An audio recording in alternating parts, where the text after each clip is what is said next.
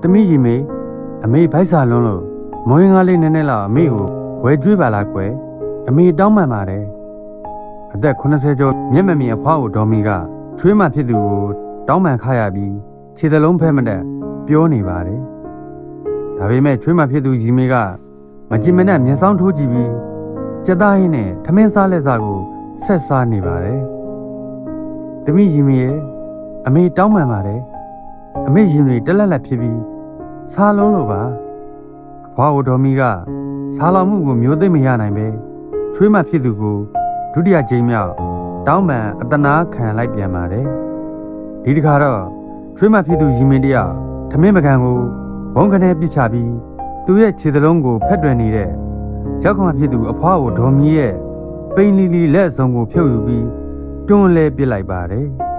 တွန်းလဲလိုက်တဲ့အဆင်းကြောင့်အဖွားကိုဒေါ်မီတယောက်ကျမ်းမင်ပေါ်မှာအထင်းအကွန်မဲ့လဲကျသွားပါတယ်လဲကျနေတဲ့ဒေါ်မီကိုရီမေကဒေါသမျက်ဝန်းများနဲ့ကြည်ပြီးတော်စားခြင်းရင်တော့ယောက်ျားလာမှဝဲခိုင်းကျုံမှပတ်စံမရှိဘူးချွေးမှဖြစ်သူရီမေစကားကိုမမျော်လင့်မထင်မှတ်ဖဲကြားလိုက်ရတဲ့အဖွားကိုဒေါ်မီကစိတ်မကောင်းစွာဖြစ်ပြီးကြားရတဲ့စကားကနားနှစ်ဖက်လုံးတန်ရီဘူးလောင်းခံလိုက်ရတယ်လို့ဖြစ်သွားခဲ့ပါတယ်ချွေးမှဖြစ်သူရီမေပြောလိုက်တဲ့တော့ယောက်ျားဆိုဒီမှာအဖွားကိုဒေါ်မီရဲ့တူးတဲ့တော်သားမောင်ညိုဝင်းကိုယူညွှန်းပြီးပြောလိုက်ခြင်းဖြစ်ပါတယ်ဒါကြောင့်ဖွားကိုဒေါ်မီဟာသားမိချင်းပြန်ပေးစားလိုက်တဲ့မိမမချွေးမပေါ်စိတ်မကောင်းဖြစ်သွားရခြင်းဖြစ်ပါတယ်အဖွားကိုဒေါ်မီကချက်ချင်းစိတ်ကိုပြောင်းလဲလိုက်ပြီးချွေးမခမညာအပြည့်ရသွားမည်အတွက်စိုးရင်ပြီးခွင့်လွတ်သီးခံလိုက်ပါတယ်မေတ္တာစေတနာမပြတ်ထားလိုက်ပါတော့တယ်ပြီးတော့အဖွားကိုဒေါ်မီကိုယ်တိုင်ကလည်းမျက်မမြင်ဒုက္ခိတာကြီးမှုချွေးမတို့ထမ်းမှာခိုးကပ်နေထိုင်စားတောင်းနေရတာမဟုတ်လားနေ့စဉ်ပင်ပန်းပန်းနဲ့မိသားစုတွေရုန်းကန်စာဖွေနေရတဲ့သူ့ရဲ့သားမောင်ညုံဝင်းကိုလည်းစိတ်ဆင်းရဲမှစိုးရင်တဲ့အတွက်မိခင်ကိုဒုက္ခိတာကြီးကိုမယားဖြစ်သူကညွန်ညင်စိတ်မရှိဂယုစိုက်မှာပဲလို့တွက်ဆထားသူဖြစ်ပါတယ်ဒီလိုယုံကြည်စိတ်ချရအောင်လဲမောင်ညုံဝင်းအလောက်ကပြန်ရောက်လာရင်သူမရဲ့ရောက်ကမအဖွားကိုဒေါ်မီကိုဘယ်လိုပြုစုပေးကြောင်းဘယ်လိုအစားအစာတွေကျွေးကြောင်းစသဖြင့်မာယာပီးရဲ့ဆင်ပြီးချွဲ့နှဲ့အယုံကြည်သွင်းတဲ့သူလည်းဖြစ်ပါတယ်။မောင်ညုံဝင်းခမညာမှာတော့နောက်ပိုင်းမှာဖြစ်ပြနေတဲ့ပြဿနာတွေကိုတော့လုံးဝမသိရှာပါဘူး။ဒီခုလဲအဖွားကိုဒေါ်မီတယောက်တမနဲ့လုံးဘာစာမှမစားတာရသေးပဲနေမွန်းတဲ့ချိန်ကြော်လာတဲ့အခါဆာလောင်မှုဝေဒနာမခံစားနိုင်လို့ချွေးမထန်ခတ်ရတောင်းပန်ပြီးသူ့ရဲ့ဝမ်းလေးကိုဖြည့်ဆည်းလိုတော့လဲယခုကဲ့သို့မကြားဝင်မနာသာတုံ့ပြန်ခံလိုက်ရခြင်းဖြစ်ပါတယ်ဒါပေမဲ့အဖွားအိုဒေါ်မီကချွေးမလောင်းကိုယ်တိုင်ကြက်သားဟင်းနဲ့ချက်ပြုတ်စားတောင်းနေတာကိုသိပါတယ်သိတော့လဲမသိသလိုနေကထမင်းတောင်းမစားရခဲ့ပါဘူးဒါကြောင့်လဲသူ့အတွက်ဝင်တော့ဝင်ဖို့သိပ်မရှိလာတဲ့မွေးငါးတစ်ပွဲကိုတောင်းစားတော့လဲချွေးမလောင်းကရဲရဲဆက်ဆက်ပြောဆိုတုံ့ပြန်ခြင်းကိုခံလိုက်ရတာဖြစ်ပါတယ်အဖွားအိုဒေါ်မီဟာမျက်ရည်တွင်တင်ကြရင်ဖျားစင်စစ်ကိုတွားရောက်ပြီးတရားအာရုံပြုပရိစိတ်နေလိုက်ပါတော့တယ်ခဏကြာတော့ရော့တော်မျိုးချင်းဆို့ခြင်းနဲ့မိုးရင်ကတော့လင်လာရင်မဟုတ်ကပြန်တိုင်လို့ကတော့အတိပဲကြားလိုက်ရတဲ့ချွေးမဖြစ်သူရီမေရဲ့စကားများကြောင့်အဖွားကိုဒေါ်မီရဲ့လက်ထဲမှာကင်ထားတဲ့ပရိတောင်လွတ်ကျသွားခဲ့ပါတယ်ဒီလိုမပြောပါနဲ့သမီးရီမေရဲ့ငါသမီးလေးအပြည့်ကြီးဒုက္ခရောက်မှအမေစိုးရိမ်မိတယ်ဖေဟာငါသမီးလေး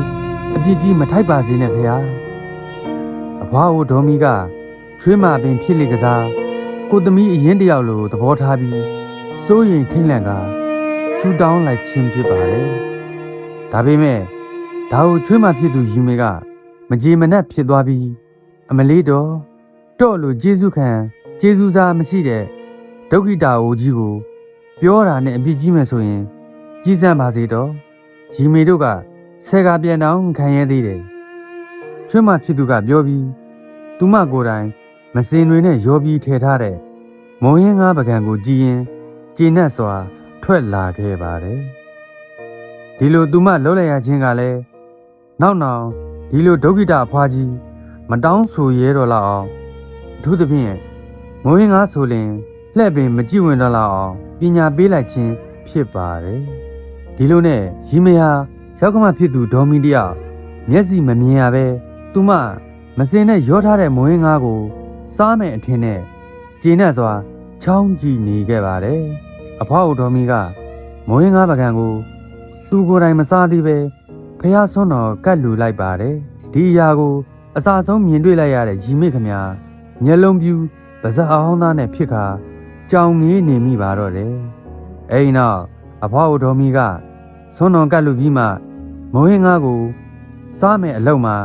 ရီမေတယောက်သူမရဲ့ခေါင်းတစ်ခုလုံးတစုံတရာပြောင်းလဲသွားသလိုခံစားလိုက်ရပါတယ်ရီမေဟာမစင်နိုင်ကိုရပြီးလုံးဝစိတ်မထိန်နိုင်ပဲ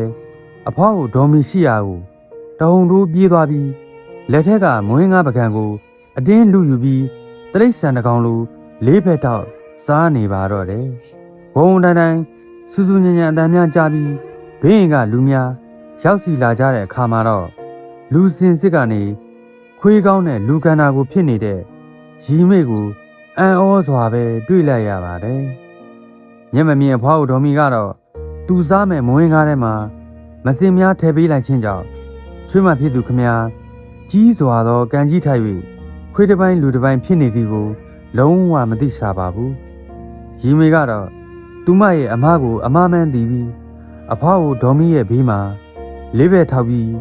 ခွေးဟူသလိုခွေးဟူသမ်းများနဲ့ပြန်တောင်းပန်နေပုံရပါတယ်အားလုံးကရီမေရဲ့အဖြစ်မှန်ကိုသိသွားကြတဲ့အခါမှာတော့လွန်စွာမှစိတ်မကောင်းဖြစ်သွားကြရပါတယ်အဖွားကိုဒေါ်မီလည်းအကြောင်းစုံကိုသိရပြီးချွေးမဖြစ်သူအတွက်ယူကျုံးမရဖြစ်ခါခွင့်လွတ်စကားအကြိမ်ကြိမ်ဆိုတော်လဲလွန်စွာမှနောက်ကျသွားခဲ့ပါပြီလူသားနေတော်လဲအပြစ်ကမနေချက်ချင်းလည်းငင်းအကျိုးပေးပုံကအတော့ကိုကြောက်စရာကောင်းပြီးအတော့ကိုလည်းအံ့ဩစရာပါများသောအားဖြင့်ဒီလိုပြင်းမျိုးကဖះဟောဇတ်တော်များမှလာရှိခဲ့ဘူးတာပါယခုရီမေရဲ့ဖြစ်ကလည်းပုံမြင်တပုတ်ဒါနာရီတစ်ခုမဟုတ်ဘူးတကယ်ဖြစ်တစ်ခုလောကမှာရောက်ကမပင်ဖြစ်လင်ကစားမိဘနဲ့တဒန်းနဲ့ရှိသောအသက်အရွယ်ဘွားသူတော်ကောင်းမြတ်တာစေတနာနဲ့မြင့်မြတ်စိတ်ထားရှိသူကိုပြင်မမိတဲ့ရီမေရဲ့အဖြစ်က